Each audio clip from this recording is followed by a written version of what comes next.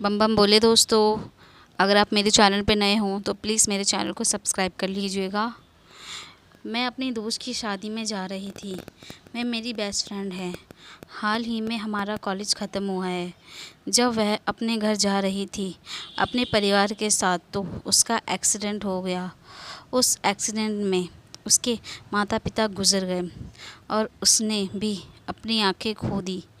जब मुझे पता चला तो मैं नहीं जा पाई थी क्योंकि मैं अपनी शादी के लिए दूसरे देश में आई हुई थी। मेरी जिससे शादी हो रही थी वह एक नंबर का फ्रॉड था। वह मुझे कम, मेरे पैसों से ज़्यादा प्यार करता था। वह पैसों के लिए कुछ भी कर सकता था।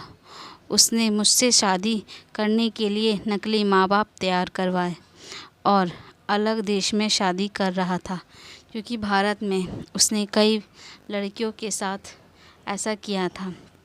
इसलिए वह दूसरे दूसरे देश में शादी कर रहा था ताकि मुझे पता न चले। पर मैं भी कुछ कम नहीं थी। उसकी चिपड़ी चुपड़ी बातें मेरे पेट खराब कर रही थी। वह कभी अपना सा लगता है और कभी एकदम अलग हो जाता था। मैं जब भी उसके साथ बाहर जाती तो वह कभी भी पेमेंट नहीं करता था, मुझे ही करने को बोलता था। फिर मैंने उसका एक दिन बायोडाटा निकलवाया। मुझे पता चला कि वह लड़कियों का मिसयूज़ करता है और उनकी प्रॉपर्टी पाने के बाद उन्हें मरवा देता है। मुझे पता चला तो मैंने उसे पुलिस स्टेशन में बंद करवा दिया और मेरे जितनी भी शादी में पैसे खर्च हुए थे उन्हें सूद समेत निकलवा लिया। मैं बहुत ही स्ट्रिक्ट लड़की हूँ। मैं जब भी किसी लड़के को डोमेस्टिक वायलेंस या किसी आदमी को औरत के ऊपर हावी होता हुआ देखती हूँ तो मुझे बर्दाश्त नहीं होता। तो यह तो बात फिर भी मेरी थी और मुझे अपनी शादी टूटने का बिल्कुल भी अफ़सोस नहीं था। मैं घर पर वापस आ गई थी। आते ही मुझे पता लगा कि मेरी बेस्ट फ्रेंड की शादी है। यह बात सुनकर मुझे बहुत खुशी हुई, पर कुछ अजीब सी बात थी। जब वह अंधी नहीं थी तो एक भी रिश्ता नहीं मिल रहा था। मुझे आज भी याद है उसके पेरेंट्स कितने परेशान रहते थे उसकी शादी के लिए, और अचानक से इतने बड़े घर का रिश्ता, वह भी कोई डिमांड नहीं। उन्हें मेरी दोस्त चाहिए थी। वह हमारे देश के सबसे बड़े और रईस आदमी थे। वह भला एक अंधी लड़की को अपने घर की बहू क्यों बना रहे थे। मैं अपने परिवार में यह बात सोच ही रही थी। मम्मी बोली, हर कोई आदमी एक जैसा नहीं होता। क्या पता वह अच्छे लोग हों, और वैसे भी मानसी अकेली है। उसका अब इस दुनिया में कोई नहीं है। मैं चिल्लाते हुए बोली, मम्मी आप ऐसा कैसे बोल सकती हो। हम हैं ना उसका परिवार। वह हमारे होते हुए कभी भी अकेली नहीं है। और रही शादी की बात, तो शादी में जाकर मैं लड़के का पूरा बायोडाटा निकलवा लूँगी ताकि मुझे भी पता चले कि वह कितना ईमानदार है। वह मेरी दोस्त से शादी किसी मतलब के लिए तो नहीं कर रहा है। मैं यह सब पता कर लूँगी। मम्मी बोली, शादी में कुछ ऐसा मत करना जिससे मानसी की ज़िंदगी बर्बाद हो जाए। वैसे ही इतने सारे दुख हैं उसकी ज़िंदगी में। अब तुम कुछ ऐसा मत कर देना कि तुम्हारी दोस्ती ख़त्म हो जाए। मैंने कहा, मम्मी वह तो वहीं जाकर पता चलेगा कि क्या खिचड़ी पक रही है। मेरी दोस्त किसी मुसीबत में तो नहीं फंसने वाली है। मुझे वहीं जाकर पता करना पड़ेगा। अगले दिन मैं अपने दोस्त की शादी में के लिए निकल गई। मैं ट्रेन में बैठी ही थी, वहाँ पर दो किन्नर आ गए। मुझे किन्नर से बहुत डर लगता है। बचपन में मैं जब भी मेरे आसपास होते थे मैं मम्मी के पीछे छिप जाती थी। यहाँ घर से बाहर ही नहीं निकलती थी। मैंने जैसे तैसे उन किन्नरों से अपना पीछा छुड़वाया और सहेली की शादी में पहुंच गई।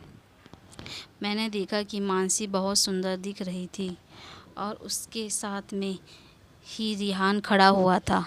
मैंने उसे देखा, वह बहुत ही खूबसूरत था, हट्टा कट्टा, लंबा तिरंगा और अमीर शहज़ादा लग रहा था।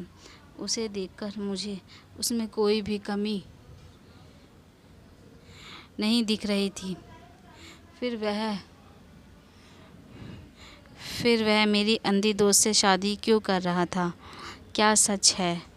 क्या सच में ही वह नेक है या सिर्फ दिखावा कर रहा है? मैं मन में सोच ही रही थी कि मानसी ने मेरी आहट पहचान ली और वह बोली, तो तू आ ही गई, इतनी जल्दी क्यों आए हैं? शादी वाले दिन आती।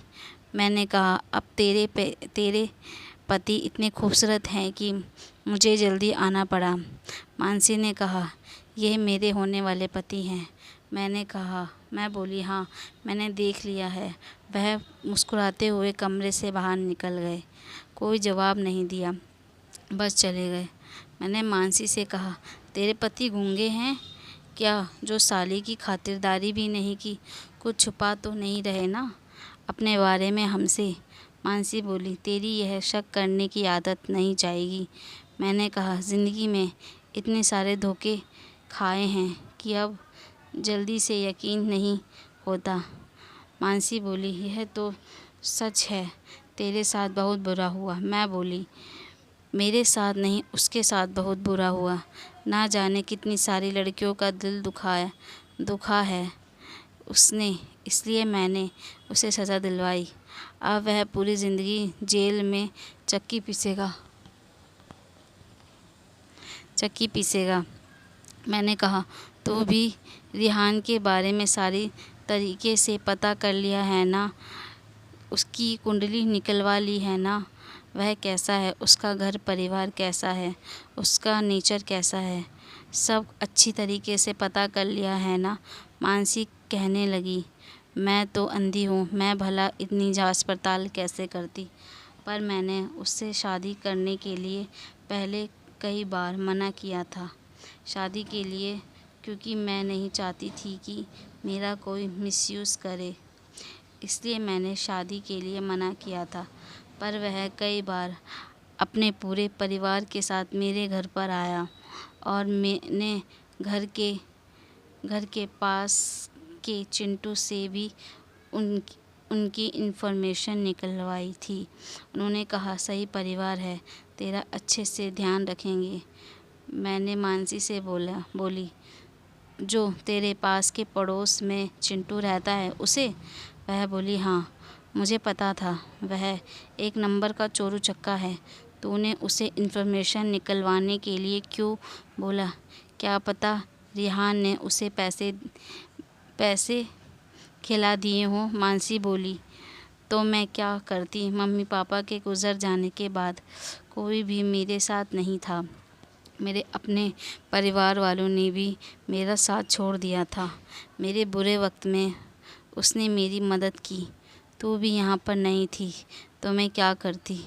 और मैं इतनी अकेली पड़ गई थी कि मुझे रिहान का साथ अच्छा लगने लगा। इस वजह से मैंने उसे शादी के लिए हाँ कर दी।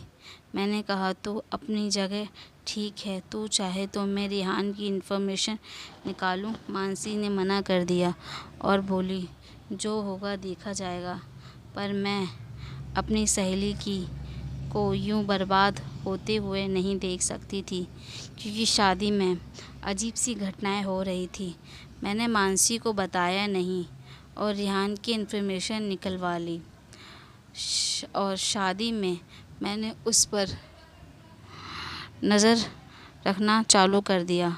शाम को मानसी की मेहंदी थी। मैं तैयार होकर मेहंदी में जाने लगी। रास्ते में मुझे रिहान और उसके पापा दिखाई दिए। वह किसी बात पर झगड़ रहे थे। मुझे देखते ही वह चुप हो गए। मैंने पूछा कि किस बात पर झगड़ रहे हो? रिहान बोले, आपको क्या मतलब? मुझे इस बात पर बहुत गुस्सा आया। वह ऐसे कैसे बोल सकता था मुझसे? मानसी के आगे तो बहुत सीधा सादा लग रहा